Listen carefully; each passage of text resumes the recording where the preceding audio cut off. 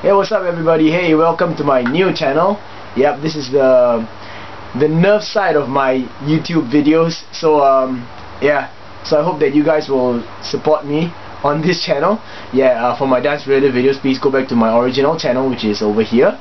Yep, without the SG, just psych. So anyway, so first video,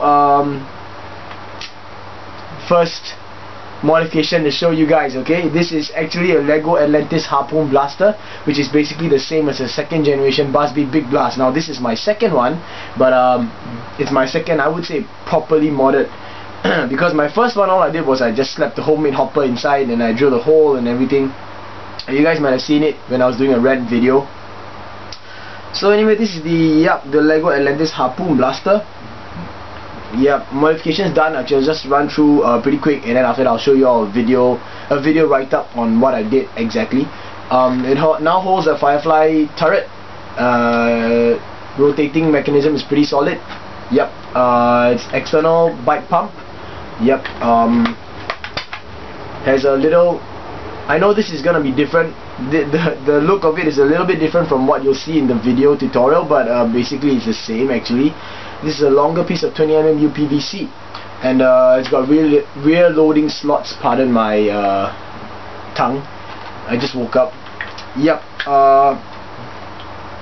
So yeah, on to the video write-up first.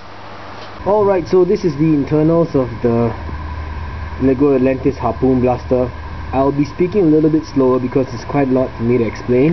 But before we get to that, this is the other half of the shell, and basically this is, you know, how I cut it.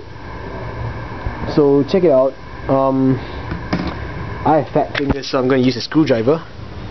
There used to be a huge lip over here, and first I dremeled the lip off, and then I realized that when I put the Firefly turret in, it wasn't wide enough, so I had to dremel it out a little bit more.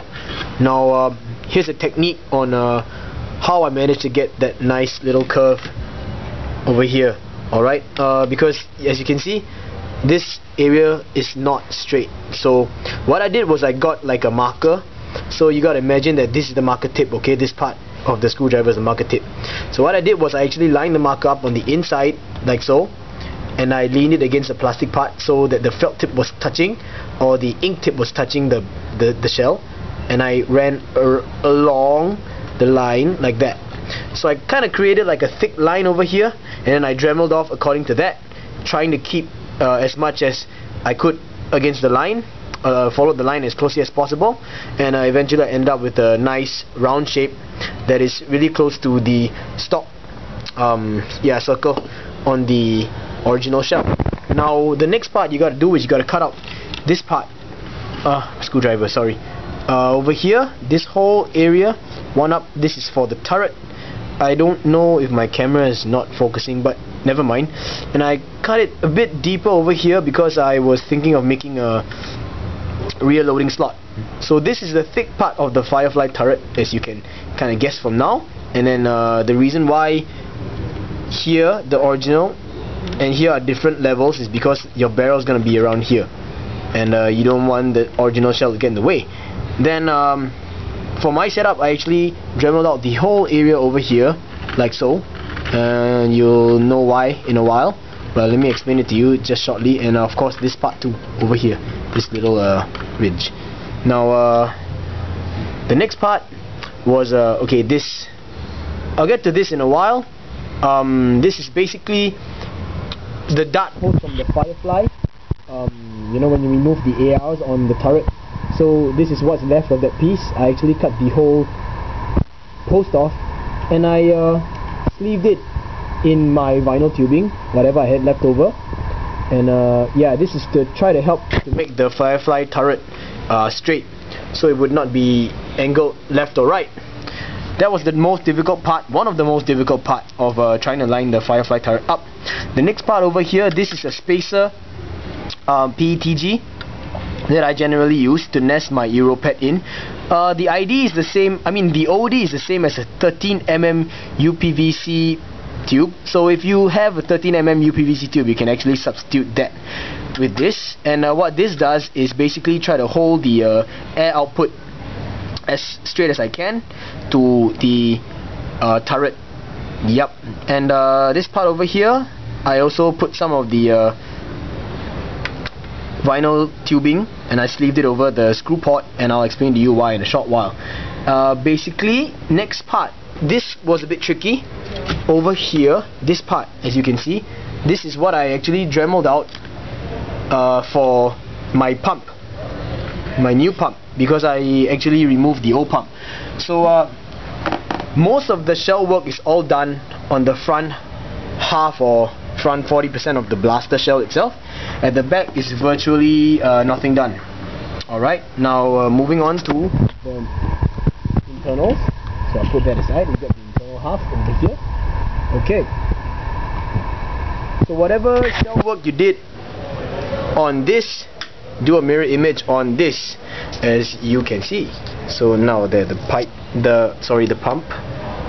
pump, and yeah, this is for the, you can see how the Firefly turret actually sticks out.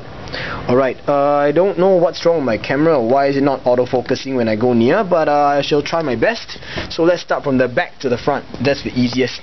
Now right at the back over here is a 20mm UPVC pipe. It's just a small piece because I have 20mm T joints and L joints and elbow joints to create a stock. So this is a really great, perfect fit for the original slot. You don't have to Dremel anything out. But what I did was I just spam a lot of hot glue over here, as you can see, so that it's rather sturdy now. Yep. Alright, next up is the tank. Alright, so I did the Sylow Conjugator. Yep. But I kind of screwed it up, I think. By doing this, I actually learned quite a lot about air blasters and all the overpressure release valves and everything. I think I jammed up the overpressure release valve, so I guess you could say that now this tank is plugged. So what I did was I tried to follow Atani's video write-up on his modified BBBB Big Blast, but instead of just cutting off the original handle of the pump head, I went and cut the pump head into half.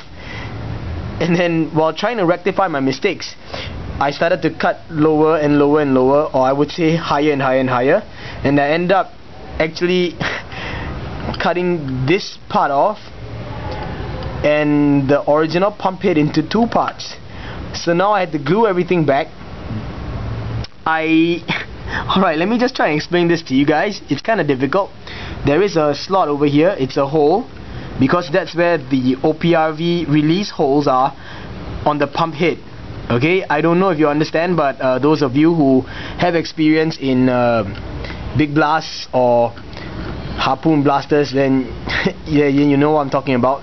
So that's basically a hole drilled out or cut down. I sliced it off this way, and then I nested the original head in another piece of 20mm UPVC. That was a snug fit. I Dremeled out this part of the tank, the stock. I wouldn't say the stock, the pump tube. I Dremeled it out so that the 20mm UPVC could nest inside, and I left a little gap between the tip of the head and the 20mm UPVC so that the holes on the inside where the head was would be exposed. So technically this would help me with the OPRV, so that it's not a plugged tank. Yeah, plug pump, plug tank, whatever. And for the tank itself, I actually Dremeled a hole right at the back. I blew a hole out maybe about 2 centimeters wide. Yeah, about this. Actually a bit smaller than this. And yeah, so what I did was I super glued this. I super glued and gooped the original pump head into the UPVC, and I actually super glued and gooped the UPVC into the back of the tank. So now this thing is basically sealed, and by right the release valve would kick in and air would come out from here, and there's another slot on the mirror image, which I can't really show you now because I have already how would I say, connected the two tubes on the other side. So yeah, so let me get to that in a short while. Alright, moving on, this part is the same. This is a Lego Atlantis Harpoon blaster, and it's the same internals as a 2010 BBBB Big Blast or the 2nd gen BBBB Big Blast, where the trigger is a lever system. So you pull the trigger and it activates the lever system instead. So without the trigger, it looks like this. So that's the lever system. Yep, set it aside for now. What I did was I got the original barrel and I chopped it down.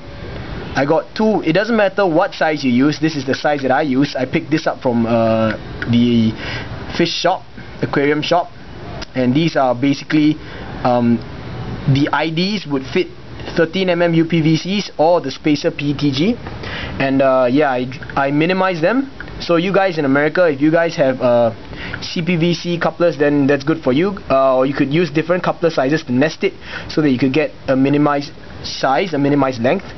Yep. And then up over here, alright, inside, as you can see, there's a layer of E-tape over here, this red E-tape, because I nested 13mm UPVC inside, E-tape the exposed part of the UPVC, and I shoved it into this. This is 15mm end cap. It's an end cap. Dremel the hole at the head of the end cap and stuck on a piece of rubber. Let me try and show it to you. It looks like this.